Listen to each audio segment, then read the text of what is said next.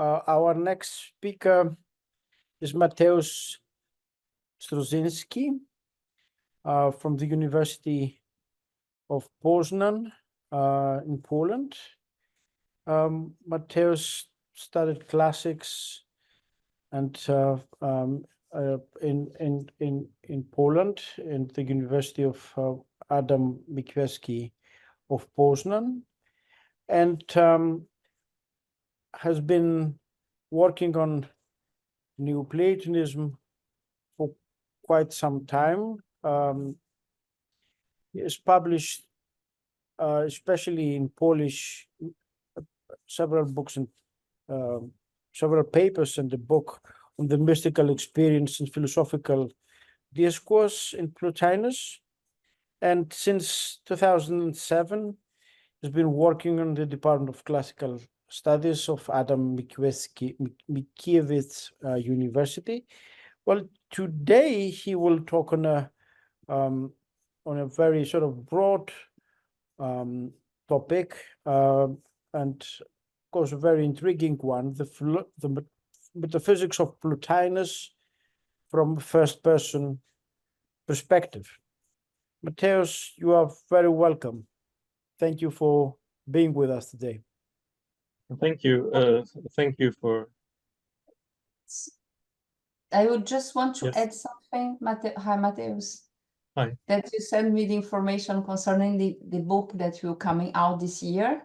And I will just tell the title of the book is Plotinus on the Contemplation of the Intelligible World, Faces of Being and Mirrors of Intellect. It will be out by the University Press of Cambridge. I just want to add this information. Thank you. I was going to mention that. Thank you for inviting me. Thank you for having me, and thank you for this introduction. Indeed, I wanna talk about something which is related to my recent book, which Luciana mentioned, Plotinus on the Contemplation of the Intelligible World, which hopefully will be out in June at Cambridge University Press. And but I also brought some focus on the principles in today's my today's talk. Okay, so I will begin. Suppose we said, playing at first, before we set out to be serious, that all things aspire to contemplation. This is a quotation, the first sentence from Plotinus's treatise on nature and contemplation, and the one. Assuming that this is serious playfulness or playful seriousness, it seems that contemplation for Plotinus is interchangeable with being. Not only whatever exists aspires to contemplation, but it is, as he says, from contemplation and is contemplation, ek theorias kai theoria. Plotinus is also interested as much in the contemplated reality and the activity of contemplation as he is in the individual contemplator. And here is the first passage from your handout. What art is there, what method or practice which will take us up there where we must go? Where that it is to the good, the first principle, we can take as agreed and established by many demonstrations, and the demonstrations themselves were a kind of leading up on our way. But what sort of person should the man be who is to be led on this upward path? End of quote.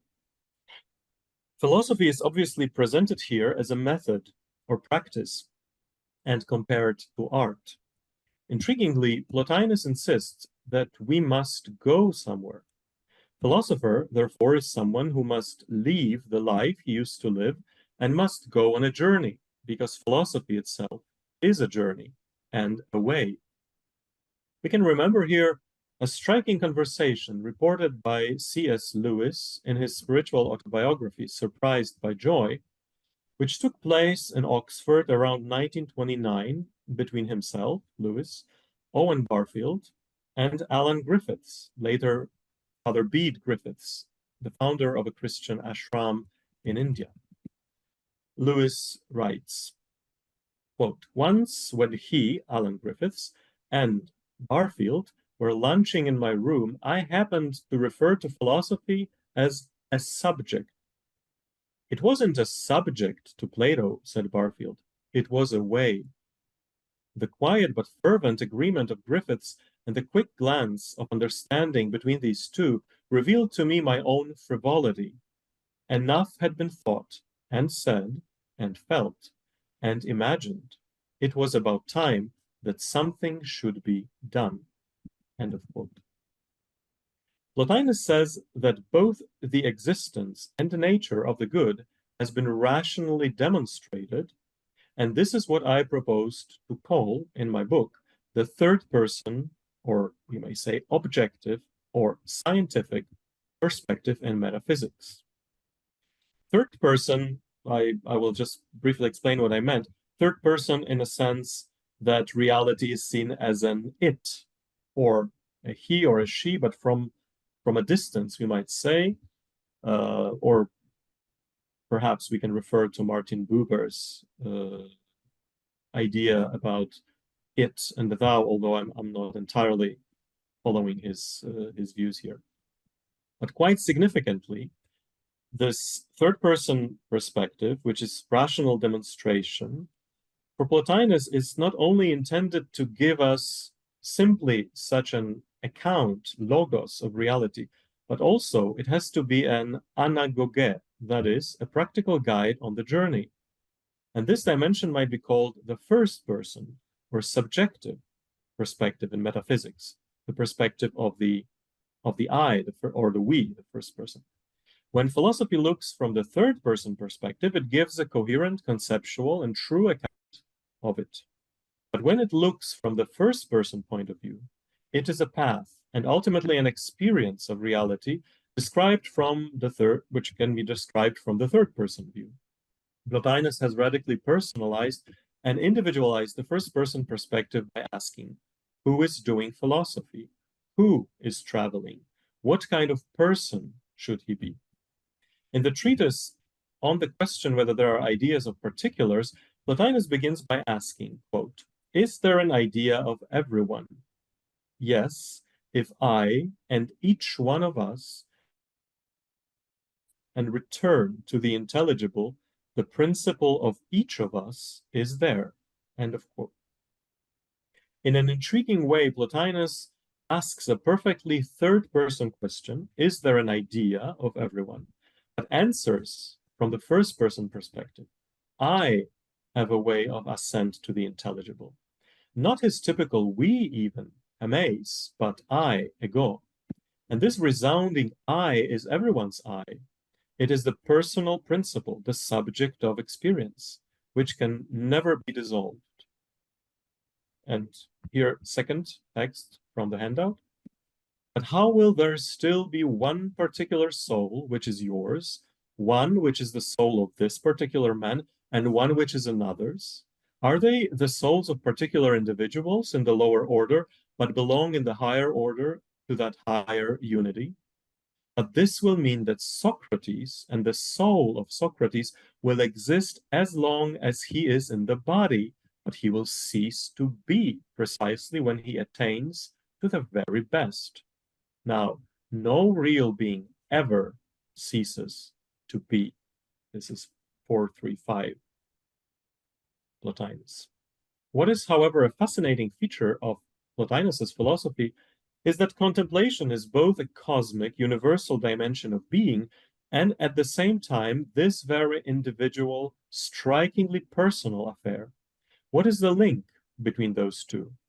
The link is participation, metalepsis or methexis, which Plotinus takes from Plato, but he also extends its meaning, using it sometimes in an equivocal way, depending on the context. I want to borrow and develop a distinction between vertical and horizontal participation, proposed briefly by a Thomist philosopher William Norris Clark.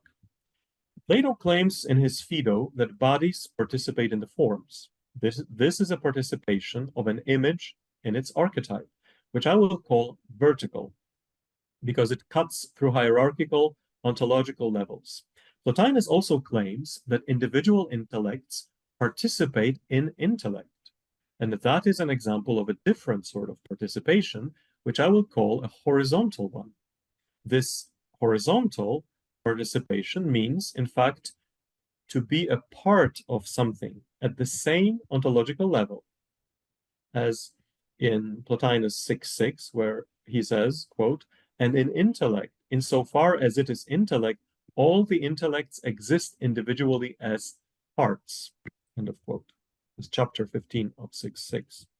With our intellect, the higher power of our soul, we participate vertically in the good and horizontally in intellect.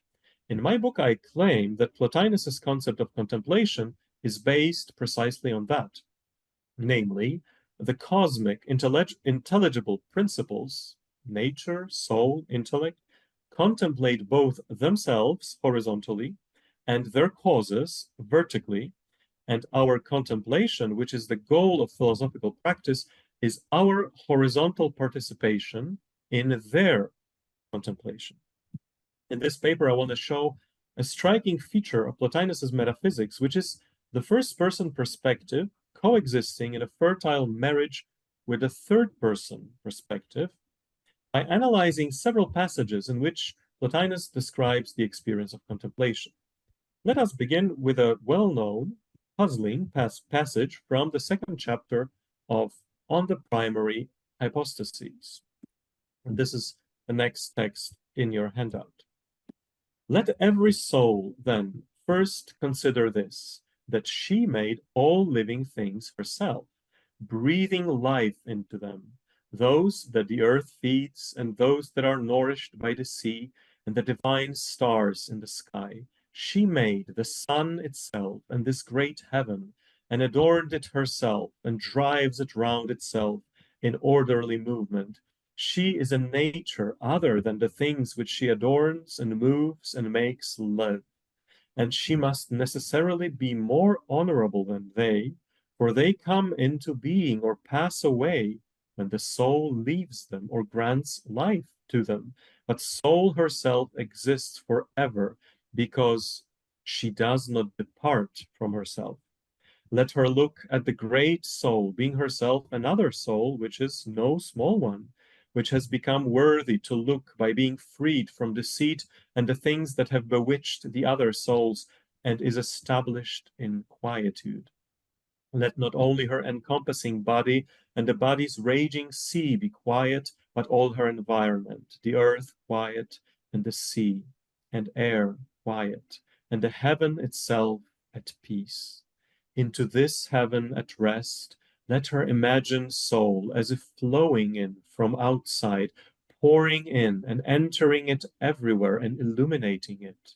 As the rays of the sun light up a dark cloud and make it shine and give it a golden look, so soul entering into the body of heaven gives it life and gives it immortality and wakes what lies inert. And heaven, moved with an everlasting movement by the wise guidance of soul, becomes a fortunate living being and gains its value by the indwelling of soul. Before soul, it was a dead body, earth and water, or rather the darkness of matter and non-existence, and what the gods hate, as a poet says. End of quote. Obviously, it doesn't sound like a metaphysical treatise. Plotinus uses all sorts of literary devices to address each of his readers in a very personal way. He is talking to us about us. But the intriguing thing is that from the third-person perspective, nothing of this passage is really the case. Our individual souls didn't create all living things on earth and the sea and the air. Also, we didn't create the sun, the moon, the stars, and the planets. We have no clue what is going on in the depths of the oceans, just as we haven't witnessed the Big Bang. Not only is the inside of a black hole not our daily experience, but we don't even know what is going on in our veins or intestines right now. So why is Plotinus claiming that we made the universe? Because he is describing, as we have noticed, a contemplative experience in which the one who is contemplating is also the one who creates all things and breathes life into whatever is living. From a third-person perspective, the one who is making the universe right now and who is aware of everything that is going on in it, from the subatomic particles to the vast clusters of galaxies, is the world's soul, or more precisely, her daughter, nature. In what way she is aware without having senses like ours, we have no idea. But Plotinus is speaking about her when he is speaking about the great soul. Why then is he claiming that every one of us has to meditate in order to experience what the great soul experiences? Because our contemplation is possible only through our participation in the contemplation of the cosmic principles. We share in our limited human way in nature's way of seeing. We see with her eyes, so to speak, or she is looking through our eyes. This fundamental activity of participating horizontally in a cosmic principle in order to contemplate by virtue of its contemplation is described in an even more striking way in the following examples. Let us take a look first at a famous speech given by nature in treatise 3.8.4. And this is the next text in your handout, text number 4. Nature speaks. You ought not to ask, but to understand in silence. You too, just as I am silent and not in the habit of talking. Understand what, then? That what comes into being is what I see in my silence, an object of contemplation which comes to be naturally, and that I, originating from this sort of contemplation, have a contemplative nature. And my act of contemplation makes what it contemplates, as the geometers draw their figures while they contemplate. But I do not draw, but as I contemplate, the lines which bound bodies come to be as if they fell from my contemplation. What happens to me is what happens to my mother and the beings that generated me, for they too derive from contemplation, and it is no action of theirs which brings about my birth. They are greater rational principles, and as they contemplate themselves, I come to be. End of quote. Now we can hear the voice of the great soul, which Plotinus describes as the one who makes all things and sees all things in 5.1.2, by instructing us to imagine that we are making and seeing all things in ourselves, as if we're pouring our consciousness, this is the image used by Plotinus in 5.1, pouring our consciousness into the bulk of the world and transforming it into a golden cloud. Here Plotinus, in 3.8, he uses a rhetorical trope called prosopopeia, which means literally making a face, or as we might say more aptly, giving a face to something which seems to be inanimate or impersonal. Some scholars have interpreted Plotinus's remark that nature's consciousness is like, quote, the consciousness of someone fast asleep to the consciousness of someone awake, end of quote. This is 3.8.4. To suggest that nature's consciousness is somehow not fully awake. But such an interpretation goes entirely against Plotinus's metaphysics as a whole, and more specifically against what he says in his treatise against the Gnostics. There he criticizes his Sethian Gnostic friends and opponents for raising themselves above the gods. And I quote, shall our wisdom be greater than that of the gods? End of quote. This is 2.9.8. Moreover, in 3.8, Plotinus says that nature's contemplation is, quote, a vision of splendor and delight, end of quote. The same chapter 4. So much for nature's drowsiness.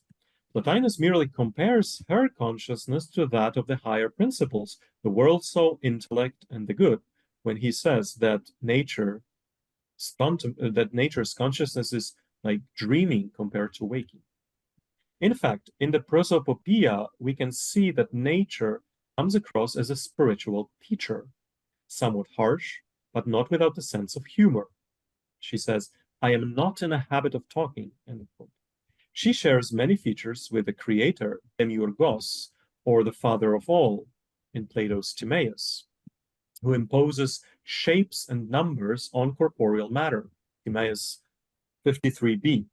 She is a geometer like he, but she is also a scientist like those described by Plato in the Republic, who mediate between the realm of the forms and noesis on the one hand, and the realm of the senses, and who, and Plato says that in Book 6, who mold and draw shadows and images of themselves in water.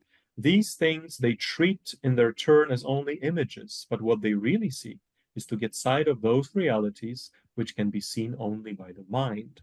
This is what Plato says about geometers, and this is exactly what Plotinus wants to say about nature. The use of prosopopoeia by Plotinus is not mere literary play, although playful it is, indeed. The purpose is spiritual exercise. We are to identify ourselves imaginatively with nature in order to see the world with her eyes and share in her wisdom. She is not some impersonal abstract thing, but a real personal being, a goddess.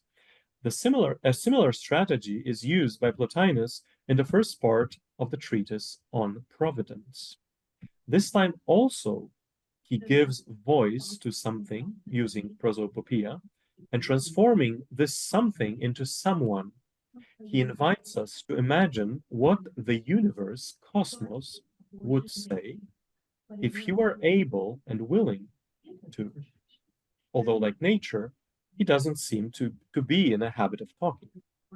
And this is the next passage from in your handout, passage 5, I believe, where the universe says, "A God made me, and I came from him, perfect above all living things, and complete in myself, and self-sufficient, lacking nothing, because all things are in me, plants and animals, and the nature of all things that have come into being, and many gods, and populations of spirits, daimones, and good souls, and men who are happy in their virtue. It is not true that the earth is adorned with all plants and every sort of animal, and the power of soul has reached to the sea, but all the air and ether and the whole heaven is without a share of soul. But up there are all good souls, giving life to the stars and to the well-ordered everlasting circuit of the heaven, which in imitation of intellect wisely circles round the same center forever. For it seeks nothing outside itself. Everything in me seeks after the good, but each attains it in proportion to its own power. For the whole heaven depends on it, and the whole of my soul, and the gods in my parts, and all animals and plants, and whatever there is in me, if there is anything which is thought to be without life. And some things appear to participate only in being, other in life, other more fully in life, in that they have sense perception, other at the next stage have reason, and others the fullness of life. This is 3:2, chapter 3. It is very similar to nature's speech, not only from a literary point of view, but in content as well. In fact, in Plotinus's Metaphysics, the universe speaking as an individual, personal I is nature. It is the same principle, the lower power of the world soul, the blessed God of Plato's Timaeus. The first person self-description of the universe also invites us to go beyond the third-person account of reality and to immerse ourselves into contemplation by virtue of our participation in the cosmic principle in question. We are to become the universe and see and feel everything as existing within our consciousness, not outside, just like in the meditation that I quoted from 5:1-2, or in nature's speech in 3:8-4.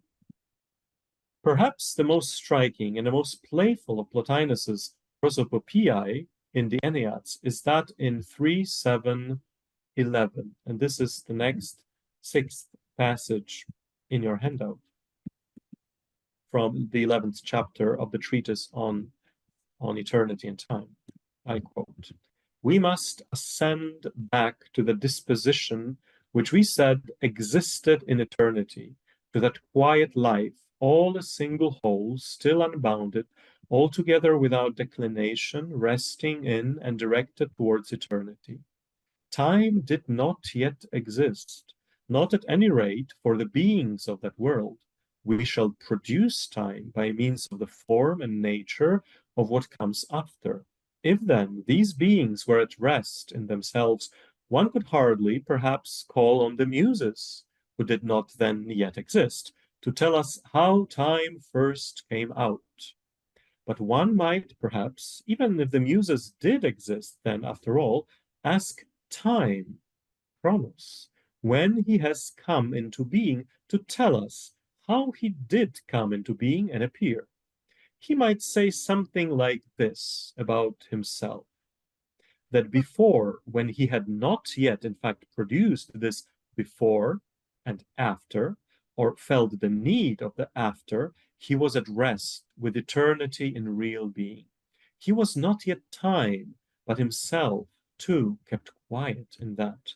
But since there was a restlessly active nature which wanted to control herself and be on her own, and chose to seek for more than her present state, she moved, and time moved with her, and so always moving on to the next and the after, and what is not the same, but one thing after another, we made a long stretch of our journey and constructed time as an image of eternity."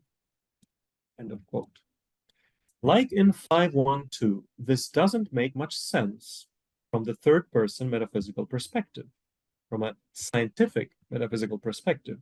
And Plotinus is perfectly aware of that, wondering in jest how things were going before time began, and whether the Muses were witnessing this and can tell us about this. St. Augustine will make a more serious matter of this chapter in Book 11 of his Confessions, criticizing the Manichaeans for asking ignorant questions like what God was doing before he created the world. Here Plotinus is humorously inviting us to imagine that we are talking to time himself, Chronos, and asking him to remember his own birth and origin. You can see that from the very beginning of the chapter, after a couple of third-person chapters discussing preceding theories of time, Plotinus is immediately setting the first-person experiential tone by saying that we have to anagagein, a keyword for the meditative ascent of the soul. Remember in 1.3 in the Treatise on Dialectics, he used precisely that word, about the journey up. So we have to anagagein, we have to ascend. What is this mysterious time here in the chapter 11 of 3.7? It's the same cosmic principle as in 5.1.2, 3.8.4, and 3.2.3, namely nature, physis, who is quiet and at rest, but in her, and there is some ambiguity here, either we as individual souls begin to create the fallen sense of psychological time, divided into before and after, or perhaps some Gnostic version of nature herself has fallen, abandoning her quiet rest in eternity. In any case, the point is mainly to help us experience the true nature of time, and by virtue of that, of eternity, whose image it is. In order to understand what time is, and here Augustine understood Plotinus with his usual brilliance, we have not only to think about time and eternity, we have to observe our own consciousness, how it is extended from before to after, from one thing after another, in this restless desire.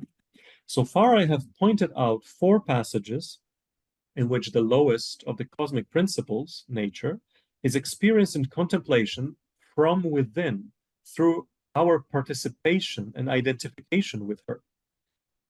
A similar approach can be found also in relation to intellect and even the good, but I will give only a short selection of examples. Next passage in the handout, 7a, from the treatise on impassibility, 3.6. magnitude is a form, but not something receptive. And magnitude is something which is by itself and not magnitude in this particular relation.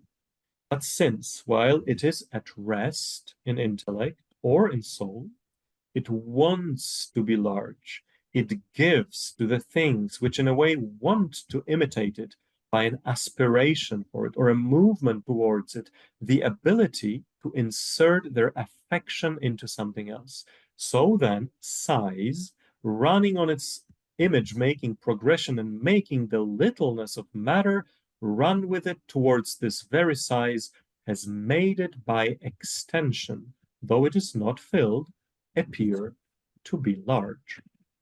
End of quote.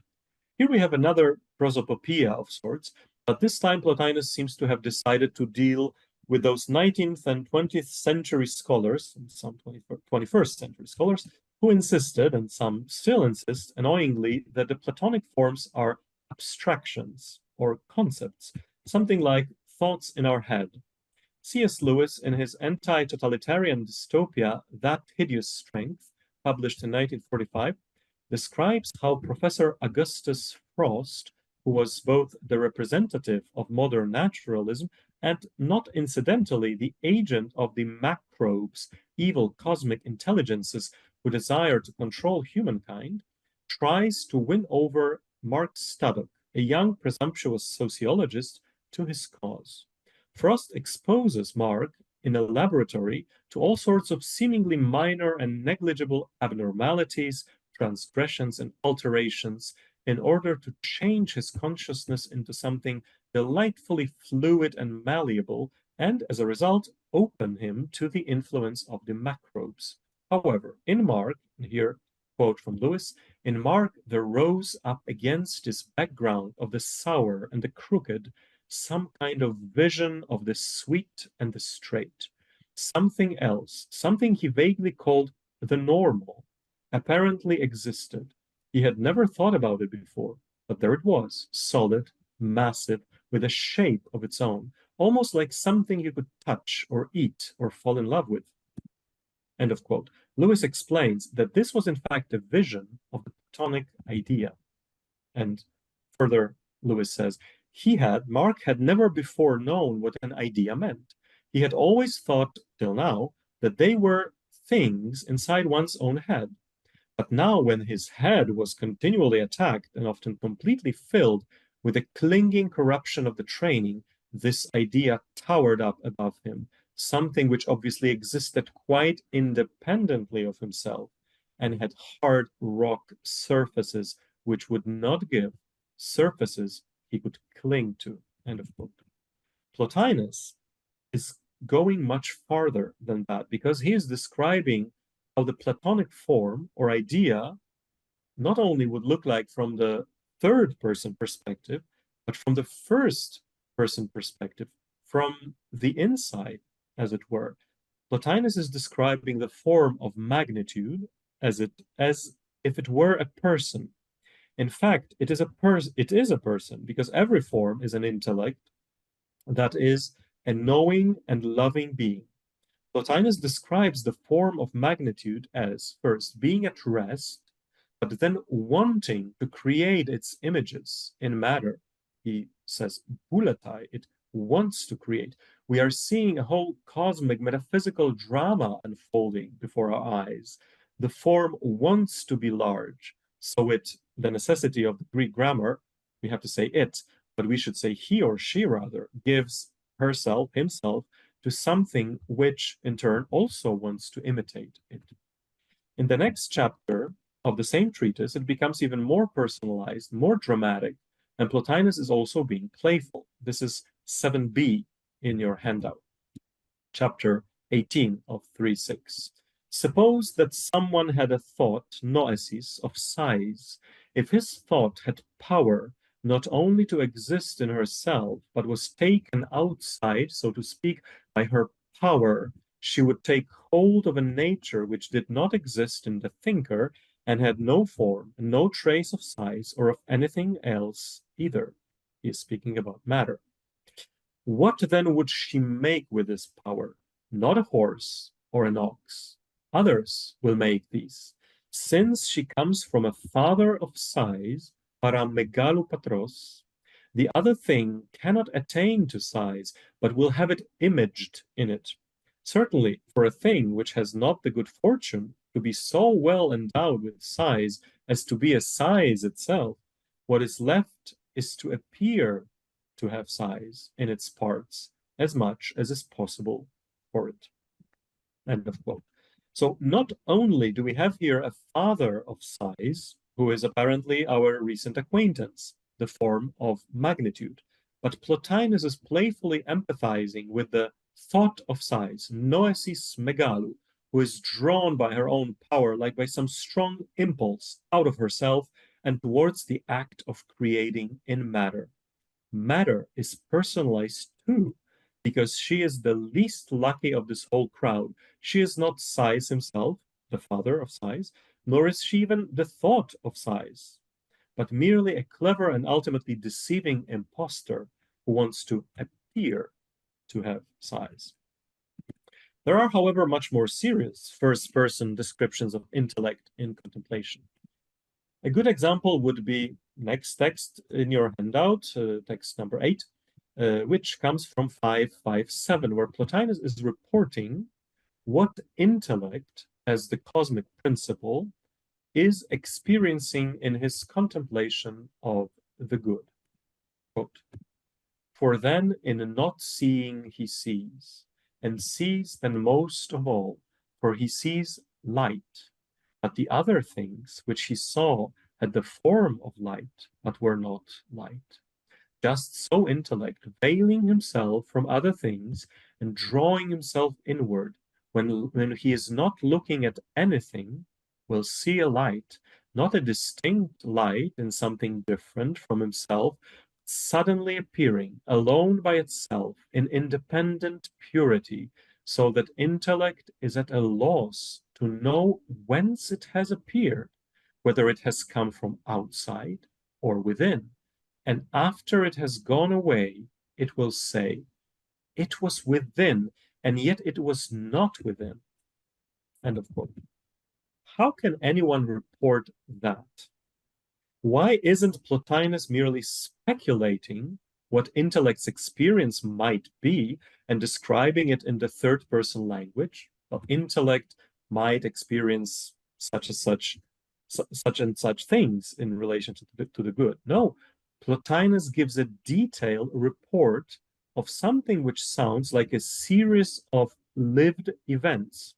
Intellect first sees the forms illuminated by the light, then veils himself, draws himself inward, then he starts to see only the light by which he was seeing the forms earlier, and quite suddenly the good appears to him. Plotinus goes as far as to claim that the cosmic intellect is at a loss, aporia, puzzled, disoriented. He doesn't understand whether the good came from the inside or the outside of him. Let us note that according to Plotinus, there is nothing outside of intellect, if we speak from the third-person perspective. The whole treatise is dedicated to the fact that there is nothing outside. At the end, intellect experiences the end of his vision, and at the climactic point, we have again the same rhetorical trope of prosopopeia, when the cosmic principle, intellect, exclaims in Greek, endon ara en, kai uk endon au. It was within, and yet not within.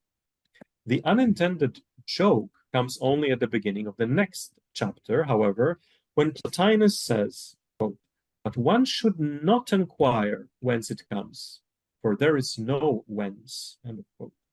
But that joke reveals that Plotinus is constantly shifting between our human perspective and as contemplating philosophers and the perspective of the cosmic principles in which we participate and which are looking through our eyes in contemplation. Why a joke? Because it's a spiritual instruction given to the divine intellect by Plotinus. He says, one should not inquire whence it comes. And he adds the following reason for it, for there is no whence. And this spiritual teaching is directed, obviously, not to the cosmic intellect, for whom we can safely assume it's not that challenging to contemplate the good eternally. But to Plotinus's students, to us, across the centuries, he's speaking to his readers.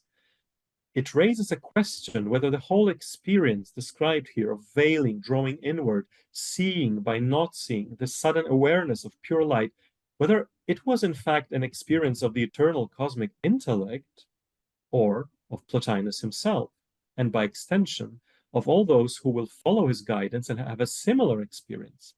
The temporal mode of this narrative points to the latter, of course. Why would the eternal principle have to make any efforts in order to enter the state of the contemplation of the good? He is always in that state. It is us who come and go, turn towards the good and again away from it. Finally, what about the good itself? Is Plotinus bold enough to imagine how it is to be the good and to experience from its or his first-person perspective? It certainly requires boldness, and Plotinus is aware of that because he says that a philosopher who became united with the good isn't able to say or allowed to say anything about the experience while the full union lasts. But even, quote, if he did, he would be struck dumb in his audacity. Holma. This is from 6.8, chapter 19. In an earlier treatise, Plotinus attempts at such a bold account, Tolmeros Logos, when he writes of the union, quote, the seer does not see, and does not distinguish, and does not imagine too, but it is as if he had become someone else, and he is not himself, and does not count as his own there, but has come to belong to that, and so is one, having joined, as it were, center to center.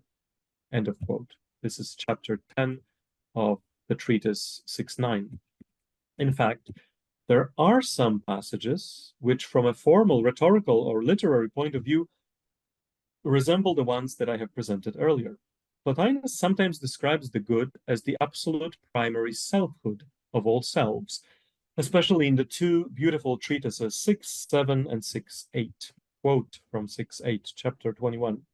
But it is something which has its place high above everything, this which alone is free in truth, because it is not enslaved to itself, but is only itself, monon auto, and really itself, ontos auto, while every other thing is itself and something else, end of quote.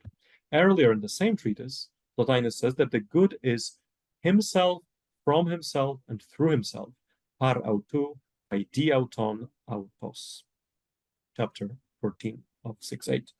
He is called this alone, auto tuto monon, in another treatise as well, 6.7, chapter 32. Our I is merely an image and likeness of this infinite primary I that is the good. In a few places, Plotinus is audacious enough to imagine the good speaking, like in this passage when he tries to explain in what sense the good doesn't have consciousness or knowledge of itself. Quote, who is going to accept a nature which is not in a state of perception and knowledge of itself? What then will he know, the good? I am, but he is not. Why then will he not say, I am the good? Again, he will predicate is of himself. End of quote. This is 6.738. In this highly apophatic passage, Plotinus claims that the good couldn't say either ego eimi or agathon eimi. Corrigan and Turner suggest that the treatise on free will and the will of the one was somehow a response to some issues raised in Plotinus' school by Christian Gnostics. I would go even further and say that the preceding treatise, 6.7, is also an implicit dialogue with the Abrahamic religious philosophy in general, with which Plotinus must have been familiar in Alexandria. It's possible that his observation that the good cannot say ego eimi or agathon eimi is a polemic with God's act of revealing his name in Exodus 3:14, which in Septuagint reads ego eimi hoon, and which in Rome would be rendered as ego sum qui sum. No, says Plotinus, God cannot say ego eimi or ego sum, because he would predicate about himself something which is other than himself, and in him there is no otherness. However, Plotinus proposes his own solution in another treatise, and I will conclude with that, where he says that although even after rigorous aphyracies, when we take away from the highest God everything that we added to him, we can allow him to estin, the bare is. This is 5.5.13. He is not anything, but he is the is itself. If that is not St. Thomas Aquinas' God, ipsum esse, I don't know what it is. I will conclude with one more short passage, and a very radical one. What would happen, according to Plotinus, if that pure, infinite estin chose to speak and express itself to us? The answer is given by Plotinus in chapter 10 of On the Knowing Hypostases. Quote, this is the penultimate text in your handout. For if the absolutely partless had to speak itself, it must first of all say what it is not, so that in this way too it would be many in order to be one. Then when it says I am this, if it means something other than itself by this, it will be telling a lie. But if it is speaking of some incidental property of itself, it will be saying that it is many, or saying am, or I. This ego, or eimi, seems to be Plotinus's own burning bush experience. God says only I or am, but not I am, in order not to suggest any duality in his nature.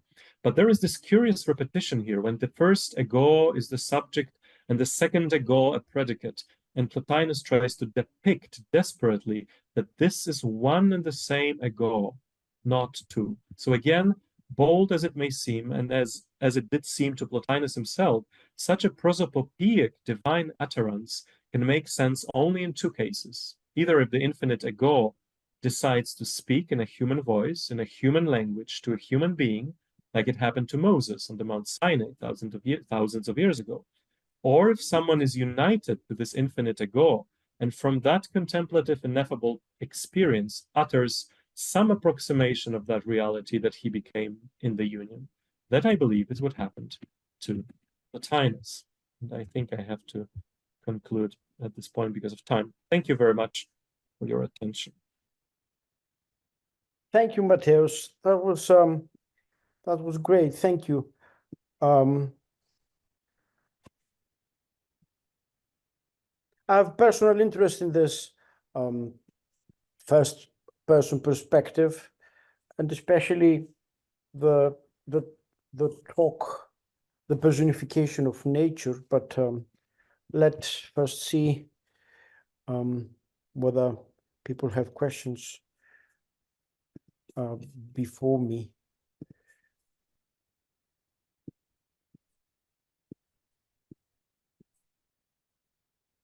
Can I put a question? Yes, maybe? please. Yes. But first of all, MATEUSZ, I think it was really suggestive. Maybe we're talking French, if you can understand. J'ai trouvé vraiment très.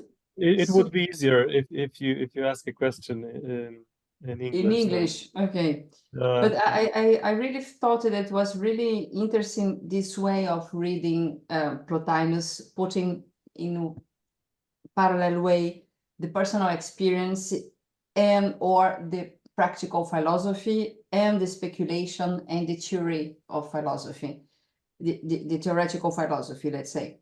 And also I want to thank you about the interpretation of the Treatise 30, because there is a lot of discussion on this passage about the prosopopoeia of the nature. This is a very interesting interpretation.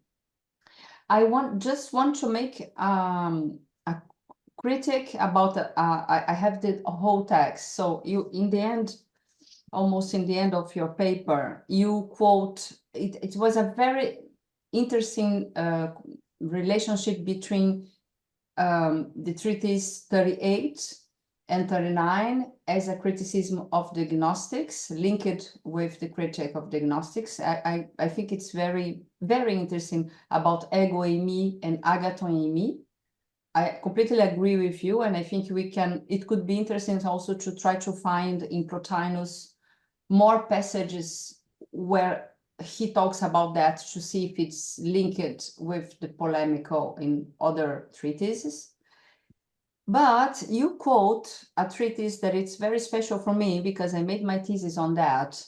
And I have to say that is 13 and line 9. And I don't agree with the translation you gave of this line.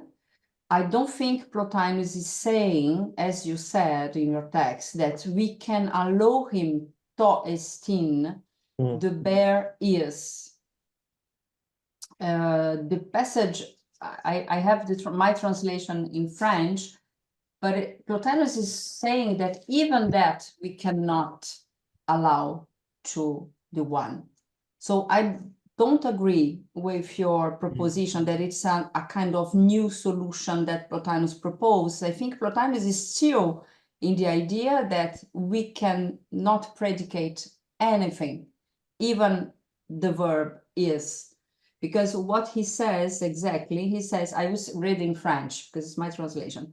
Par conséquent, s'il ne possède rien, il est seul et isolé des autres réalités. Ainsi, si les autres réalités sont bonnes, sans être les biens, ou si elles ne sont pas bonnes, et s'il ne possède ni l'une ni l'autre, alors il ne possède rien. Et c'est parce qu'il ne possède rien qu'il est les biens. So I don't know if you were thinking about other lines, but in this passage, we cannot find your affirmation. And he continues saying, alors si quelqu'un lui ajoute une détermination, it's line 10, quelconque telle que l'essence, l'intellect ou le beau, par cette adjonction, le fait d'être le bien lui est ôté. De lors qu'on retranche tous les attributs, qu'on ne déclare rien à son sujet, et qu'on ne lui attribue rien de faux en prétendant que cet attribut lui est présent, alors on renonce au prédicat est. Donc il dit, he says exactly the opposite of what you said. I'm sorry about that, but this is my treatise and it's really not what he's saying here. En ne faisant aucune attestation d'attributs que ne sont pas présents en lui, à la différence de ceux qui composent des éloges de manière non scientifique. What he's talking about here, about the Gnostics and probably about Exodus, as you said. So my point is, it goes in the direction of your affirmation, not to tell what you said, but just to tell that he's taking out the predicate of est. So I mean, that if you translate as me, your point will be stronger than you said, because Plotinus has been, in the passages I saw that was linked with the 32, he never changed about this point of view, the fact of not giving even the verb is to the one.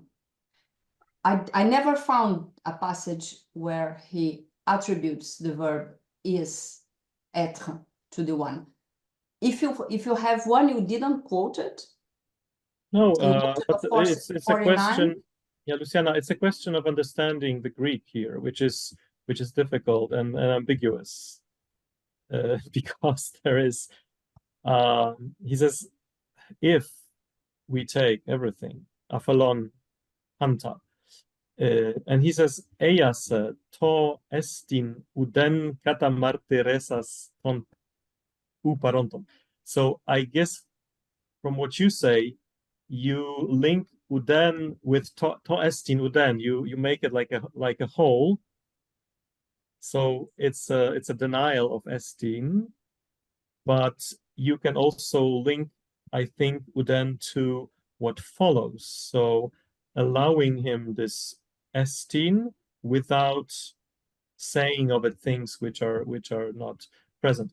But it's I don't think we can do this interpretation, because after that he says explicitly that we cannot give esteem to him. So he is exactly his point of view to say that we cannot add any attribute. So he said, alors we read line 13. On renonce au prédicat est. So he tells explicitly that idea. So this indicates that we cannot do this interpretation before.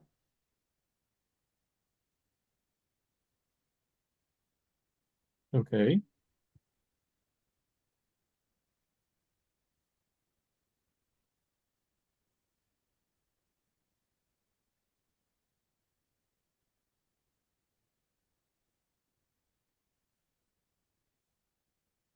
Then I also think that your point will be stronger. Well, I don't know, but I just don't agree with that interpretation. So I can see that you want to convince me of this, but I have a different. But do you have another passage on Plotinus that he attributes the verb? Yeah. Which one? Ago, Amy. But which one? I'm very interested to see, to take a look at that. Oh, I just, well, there is this 5.3.10 which I quoted and commented on, that he says that if something absolutely partless, that's obviously the one. So if something absolutely simple and partless were to speak itself, it would speak. It would say ego, Amy, which I understand that as an attempt not to construct a predicative proposition. And for me, this allowing the one, this st, is the same, but from not from within, but from the third person perspective. So yeah, but you're talking about the passage you quote 5.3.10, but yeah. It's exactly the point of Plotinus here is to say that we don't have to say I am, but am or I. That is definitely not attributing the verb me to the one. So I think but if he says that the one would say me, how is it not attributing Ani to the one? It is. He is attributing this to him.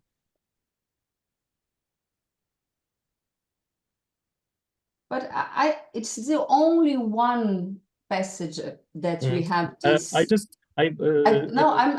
talking about this only one, and it's a very strange passage, the 5.3.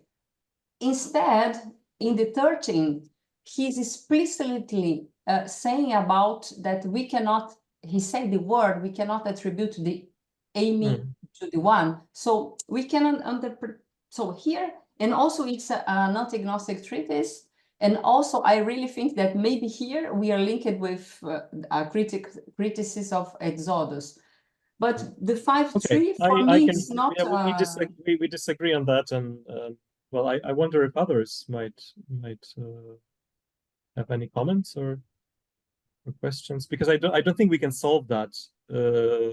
But we are discussing. This is the point. So we don't have to be in agreement. But yeah. I really think also that it's important to point out that it's their completely two contexts and different passages, and that maybe it's just the fact that you make an observation that it's not going in the good direction. And also, in my point of view, if you quote 5.5, you'll be not giving a new proposition, just that, but reinforcing your proposition in the beginning of the paragraph. But it's just an observation. Mm-hmm. If someone wants to jump in, I saw that Isabella make an observation in the chat. Yeah. So I understand our disagreement. Apart from how to understand the Greek text, that's one thing.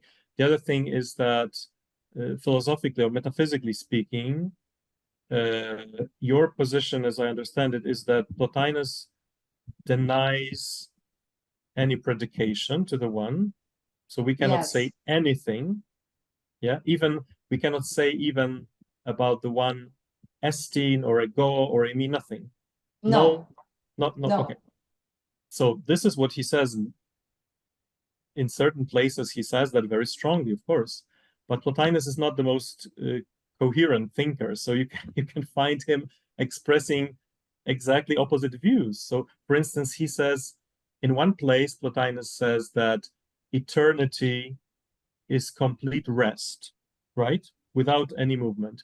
And in another treatise, he says that intellect wanders through the plane of truth, and he sees this and that, and so he contradicts himself. That's his way of thinking. I don't agree with you. Oh also. yes, I can think point we to have passages, context. exact contradictions.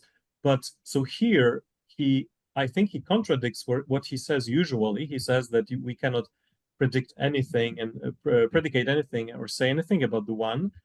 But he has at least he says those two strange moments where he says that in a way, of course, in a qualified way, we can think of the one as just to be, just existence. And if the one who is existence, if it were to speak, then it would say a me, for instance, am. And so I would say if Plotinus wanted to be absolutely consistent, he could say, well, if the one was to speak, it would say, just shut up. I cannot be predicated upon. I will remain silent. But he never said that. Yeah.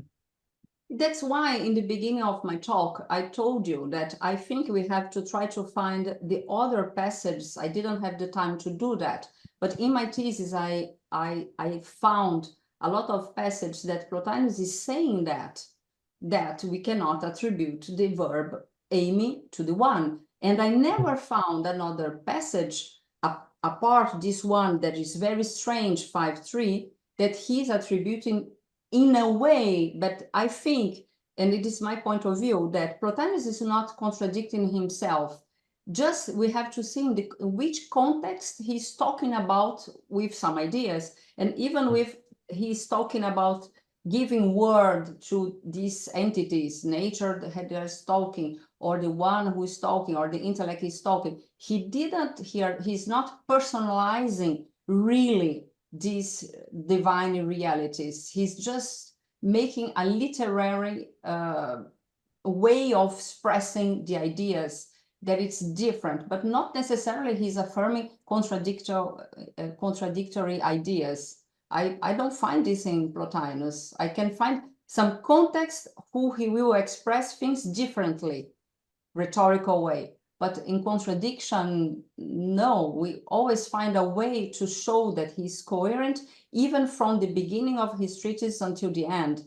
But when we found some discussions with the Gnostics, we can find some particularities, but not in contradiction. But as I said, it could be interesting to have more examples than the 49, because for me, the 49 is not so... Okay, there are, well, I don't know of any other ones, but I don't seem it matters greatly. Of course, the more proofs you have, the better for your case. But for instance, there is one single place where Plotinus says, then this is 6, 7, 12, where he describes the experience of intellect, contemplation of intellect, as a kind of joining of all sensible qualities. Some of you may remember that passage, that is like taste of wine and beautiful smell and touch. There's only one single place he says that. So shall we say, well, we don't have much more evidence for that, so we should just disregard that? I would say no. No, I'm not saying that. What I'm saying is that this particular... For me, it's not enough. Yes, what I'm saying is that the passage of 49 is not a theoretical one.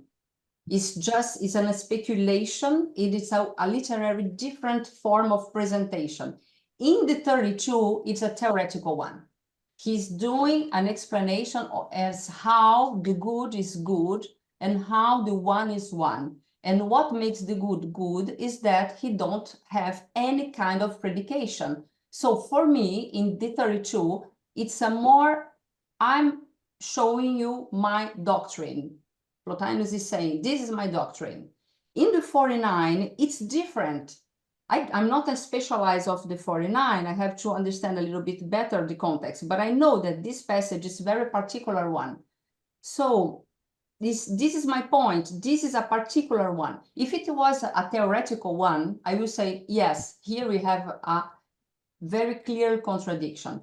But it's not, literally speaking, as you pointed out, it's different because he's making these divine entities to discuss, to talk.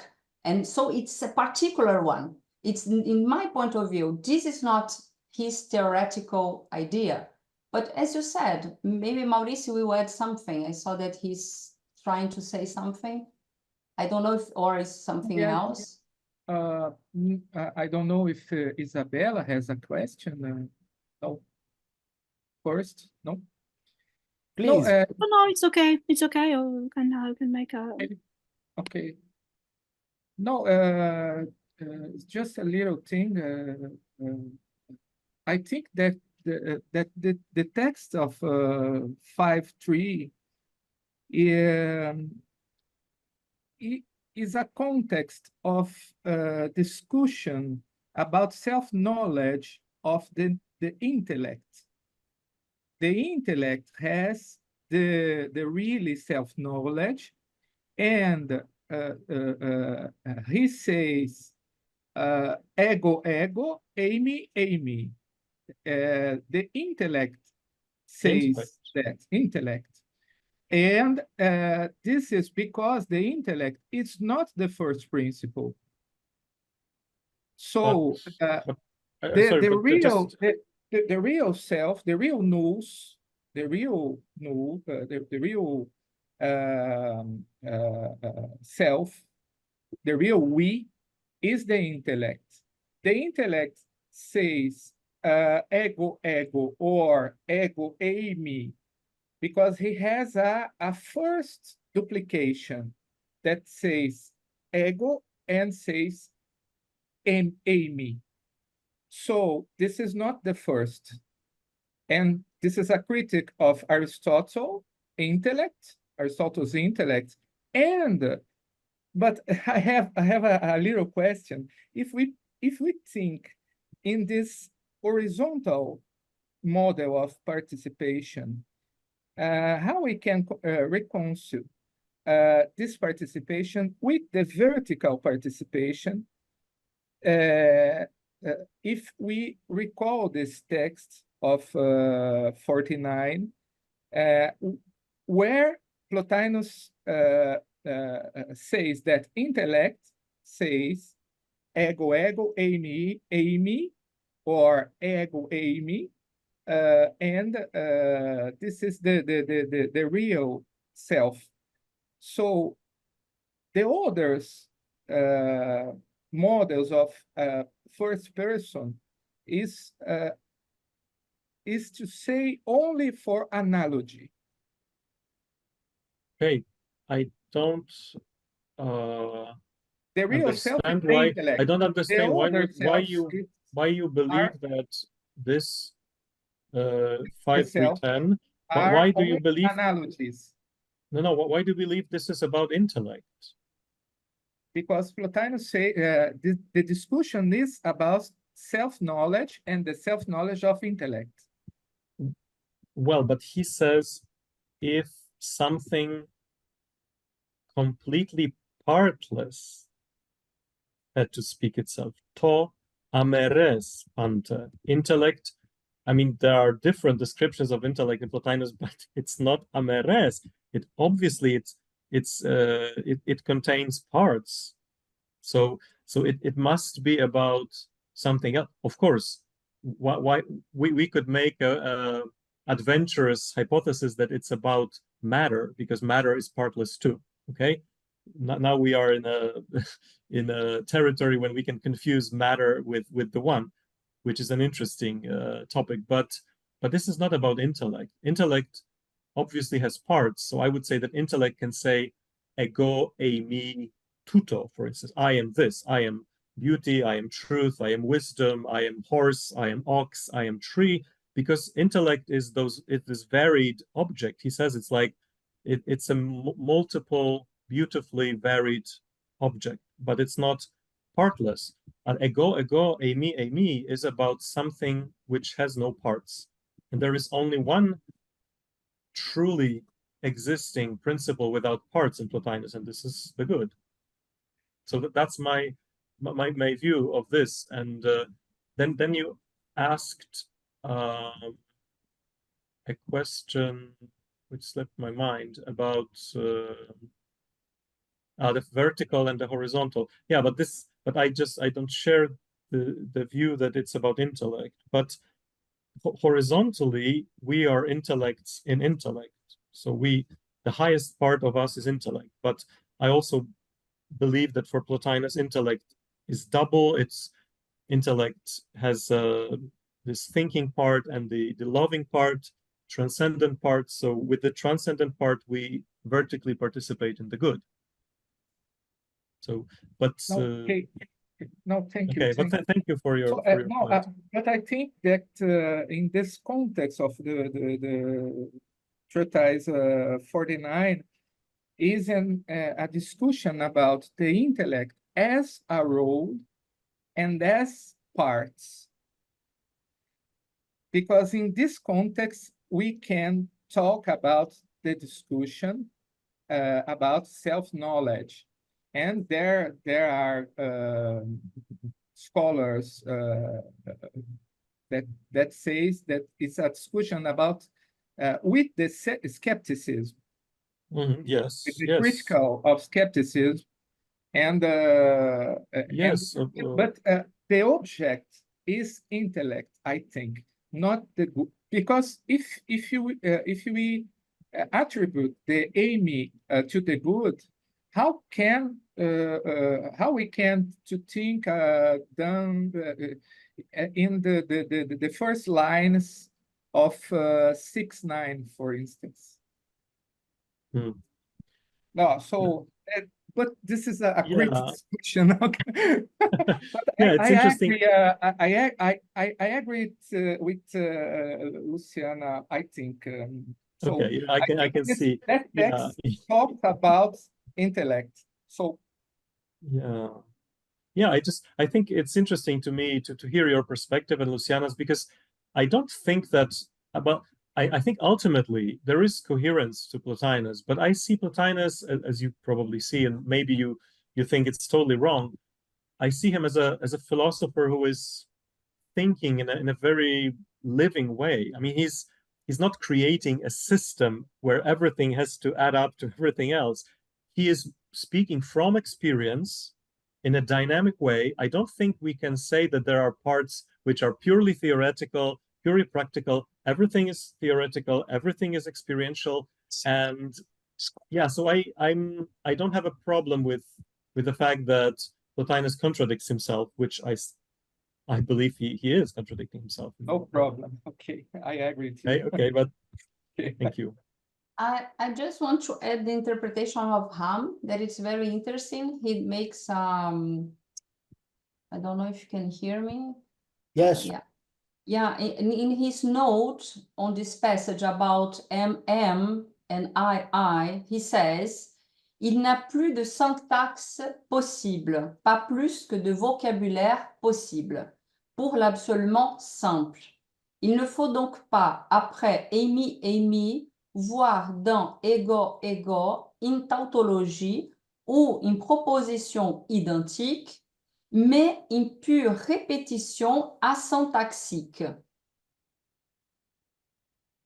Et ça, il va faire, he will develop in his commentary. And can you see, maybe Isabella wants to add something. So he's giving another interpretation of this passage, but it's also true what say Mauricio. This is a passage that if we read like that, we will think it's about the intellect. So we have, but in your text, you talk as it was the one. So effectively, it's a complicated situation. We have to see who have already translated this text and which interpretations we have had from, if it's the one or the intellect. Okay, Isabella. Merci. Moi, je voudrais juste signaler le contexte platonicien de ces passages. En fait, quand vous regardez le sophiste 251a, jusqu'à 251c, c'est là où on trouve, où Platon réfléchit à ces cas, et il dit de manière très claire qu'on ne peut pas affirmer que quelque chose est, parce que on est dans la contradiction entre l'un et multiple. Et le cas qui est cité par Platon, c'est le cas de l'homme, donc c'est l'étranger qui parle, car n'importe qui comprend rapidement et facilement qu'il est impossible que le multiple soit un et l'un multiple, et il se réjouit certes quand il ne permet pas de dire que l'homme est bon, mais seulement que d'une part, l'homme est homme, et que d'autre part, le bon est bon. Donc, on est un peu dans le même cas de figure, dans discours impossible, parce que si on dit que l'homme est bon, cet homme ne peut pas être un, donc il est forcément multiple. Ça va dans le sens de Luciana, et je pense que c'est arrière-plan platonicien de ce passage de Plotin autour duquel on est en train de discuter. Donc voilà. Okay, and can you give me the place from the sophist? From sophist, 251. 51a c. This is the context of the passage of Plotinus. Of Plotinus is the same case of tautological discourse. It's sophist. Sophist. Yeah. Alors, 251. 250. 51.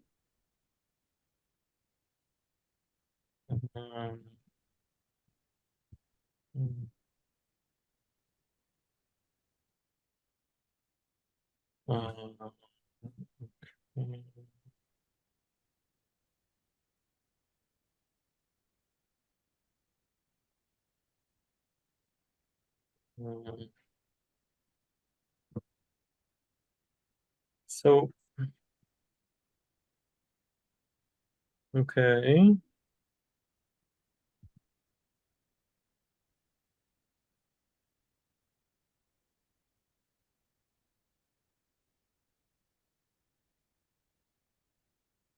Sorry, I would have to take a look at the context, because in Plato it's always you have to know who is speaking, and is it ironic or not. But thank you for this.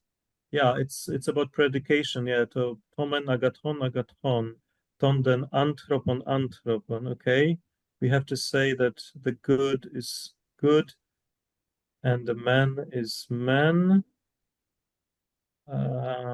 But Plato seems to suggest it's mere wordplay. It's mere playing with words, yeah. So, okay, thank you for that.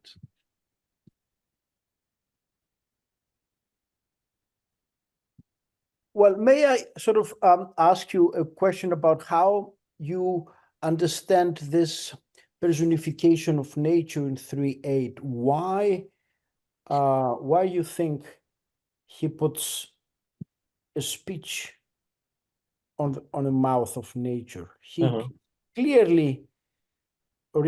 clearly considering nature not to have sort of a supreme role in the coming into being of the goodness of the world, but rather she's sort of an inferior principle, that she receives the logoi, the form of things from the higher principles. Namely, she does not really have a plan. She's working, she's applying the plan of higher principles on sensible world. So this is not really a speech that is going to somehow raise the status of nature.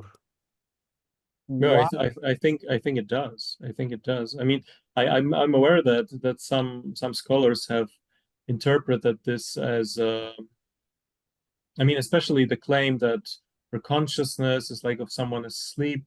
You seem to interpret her spontaneity as the lack of deliberation, but the world so doesn't deliberate, intellect doesn't deliberate.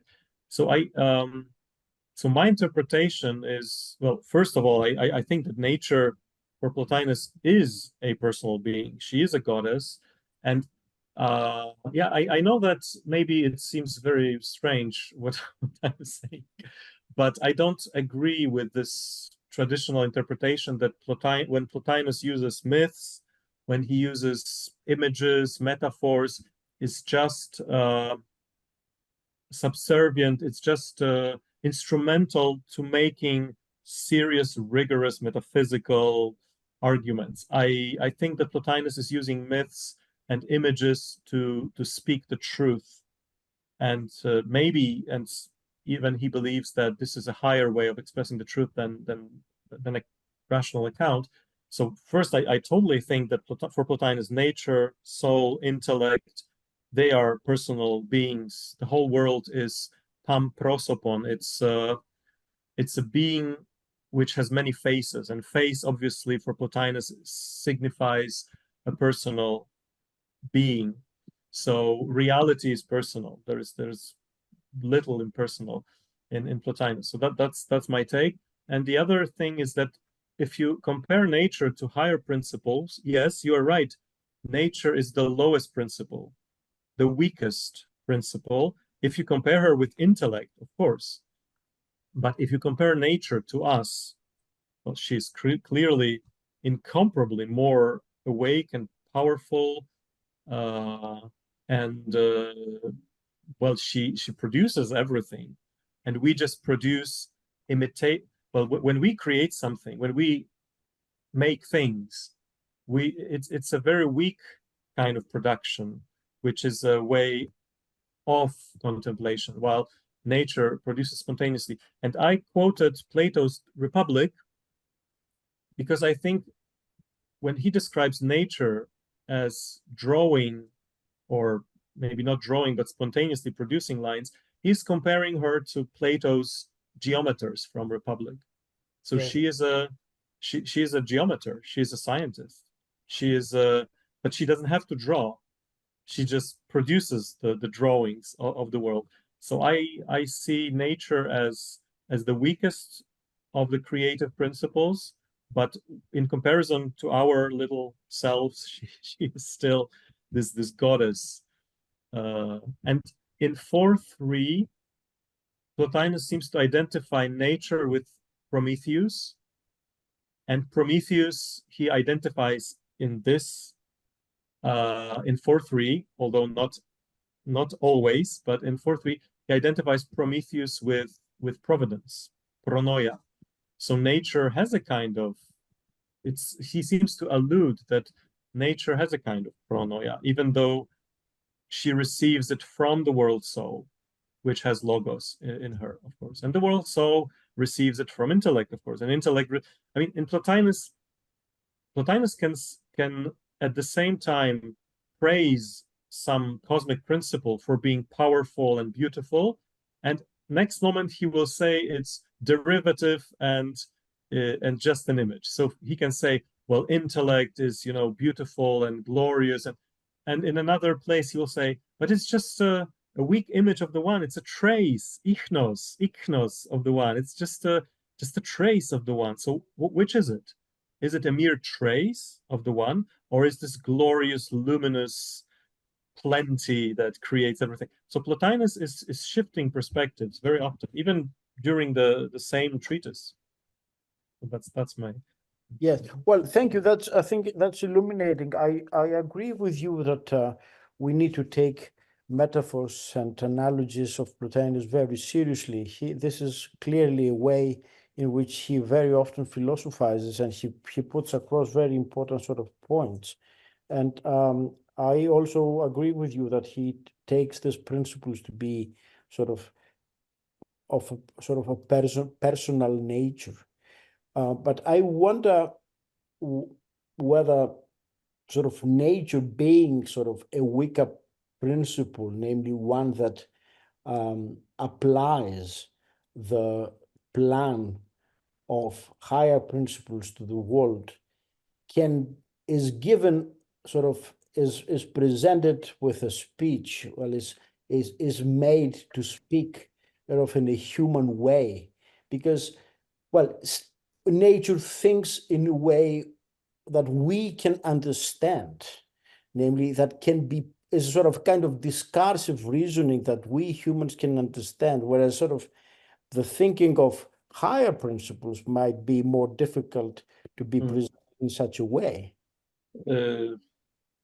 Yeah, well, the point of my paper and the book as well in many places is that he wants to induce this contemplative perspective. So by making nature look like us, he helps us being more like nature. For instance, nature says, I'm silent.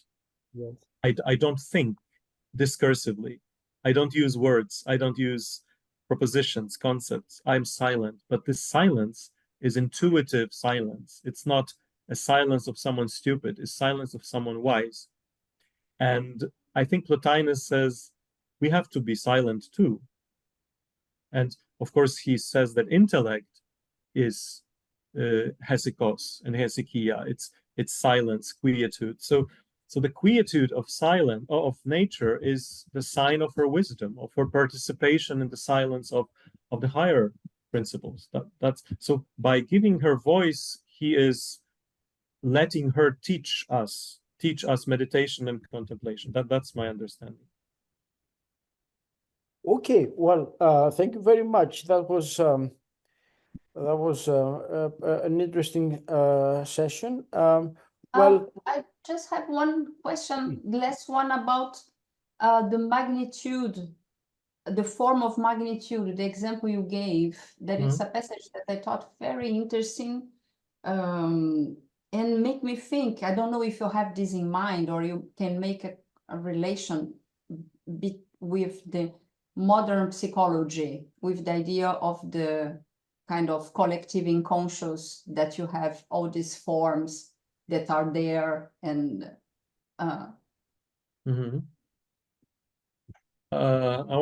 like because you were talking about Carl Gustav Jung, the conception of form as something that it will stay there and it will not be,